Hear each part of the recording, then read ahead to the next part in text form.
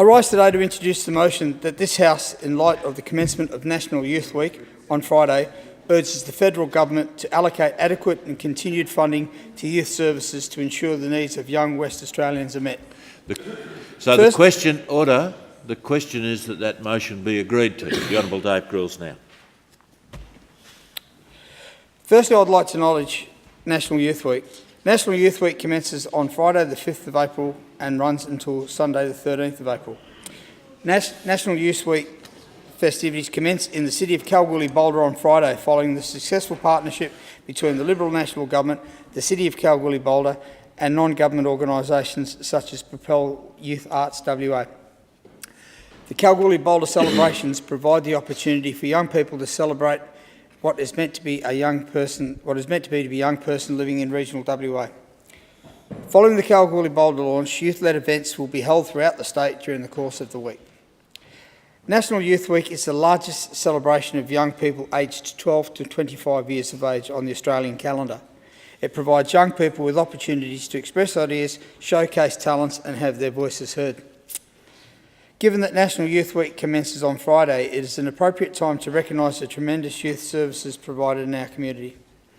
Youth services programs play a crucial role in creating links between education, training and employment to ensure that young people, and particularly disengaged youth, can investigate these paths. I would like to take the chance to highlight one of these youth programs, Youth Connections. The Youth Connection program provides a holistic approach to servicing disengaged youth. The program provides services to people aged between 13 and 19 years of age. The program is available to eligible young people who are most at risk of disengaging or already disengaged from education, family and or community. In the Youth Connections program, providers work with a spectrum of at-risk youth, including those who are at most at risk of disengaging from school, through to those who are severely disengaged from education, family and community. The aim of Youth Connection is to support young people to reconnect with education or training and build resilience, skills and attributes to promote positive life choices and well-being. Services under the Youth Connection program are provided by way of individualised case management to enable participants to remain engaged and re-engage them with education and or further training, and to improve their ability to make positive life choices. Some of the strengths of the Youth Connection programs are outreach with most disengaged and inactive youth who aren't in receipt of income support, capacity to provide intensive support and individual case management. This practice in turn leads to the crucial development of trust and understanding between both the caseworker and the program participant. Flexibility for services to be tailored to suit individuals and complement both local and state initiatives, and the ability to collaborate with other service providers to improve the support available to the program participant. The Honourable Wayne Martin, Chief Justice of West Australia, in his address to the National Youth Conference on the 15th of November 2013, highlighted the importance of identifying young persons at risk in order to divert them away from the criminal justice system. The Chief Justice explained, "It is important that we devote very significant efforts to identifying young persons at risk with a view to diverting those persons away from the criminal justice system and placing them in a community-based therapeutic environment which will reduce the risks of offending behaviour." The Chief Justice further explained that in order to fully cater for at-risk youth, cross-agency cooperation is required to ensure that all relevant issues such as health, housing, employment and schooling can be identified and addressed. The individualised case management model that Youth Connections has adopted allows for a program to be tailored according to the needs of the participant. This is in line with the recommendations of the Chief Justice and is recognised as best practice. I'd now like to provide an example to the House about the impact that youth service programs can have on a young life. And again, I will touch on the work of Youth Connections in Kalgoorlie-Boulder.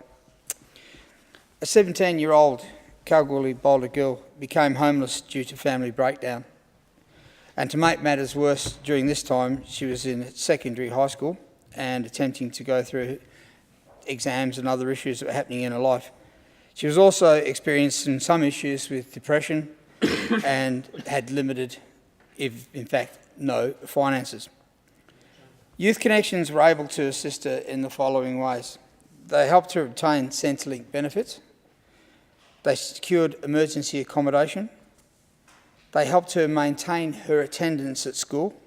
They provided emotional support and assisted with life skills by helping her obtain her birth certificate in order to achieve her learner's permit.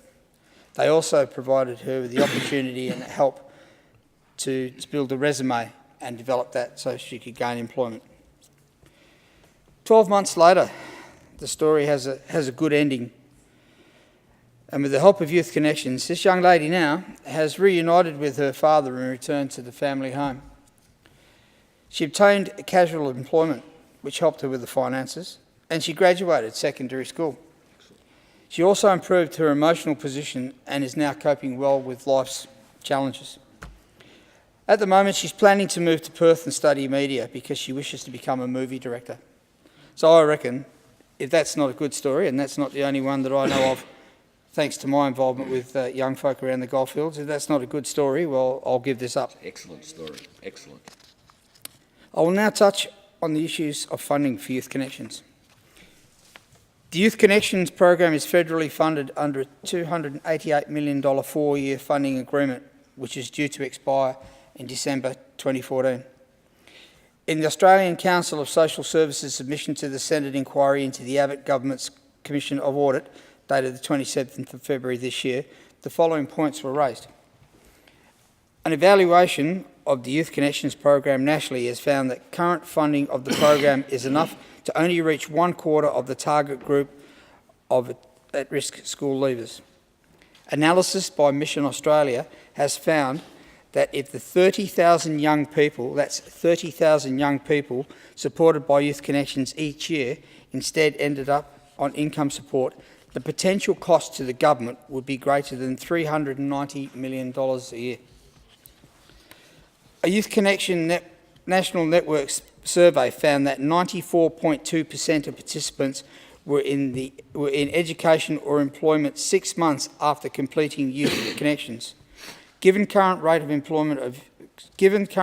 youth unemployment 12%, or double the general unemployment rate, programs which have a proven track record in supporting youth participation in employment, education and training should be a priority. Youth employment is actually much higher than 12% in many pockets of the state, with reports of youth employment hitting 18% in the Mandurah region. Australian Bureau of Statistics data shows that over the past 2 years, youth unemployment has jumped 70% in outback Western Australia, an area covering Kalgoorlie, Exmouth and Kununurra, and 65% in the Wheatbelt. Nationally, the situation is even grimmer, with reports that on average 1 in 4 18 to 19-year-olds are not fully engaged in work, school or training. Unfortunately, the labour market for youth has not picked up since the global financial crisis in 2008. Given these alarming youth unemployment statistics, governments must continue to support programs such as Youth Connections, that they are making a difference to the lives of so many young Australians and Western Australians. To cut funding to these programs would be socially and fiscally irresponsible. Youth Connections is just one of many examples of successful youth services that are making a difference to the lives of young Western Australians. As highlighted, without early intervention programs, the outlook is grim for disengaged youth. The flow-on effects of the loss of these programs cannot be underestimated, with serious and social economic ramifications felt by way of welfare dependence, strain on the criminal justice system and health providers, particularly in the area of mental health. Members, I urge you all to lobby your federal counterparts to ensure that funding for youth service programs like Youth Connections is continued. This is in the interest of all Australians from both a social and economic perspective. Thank you.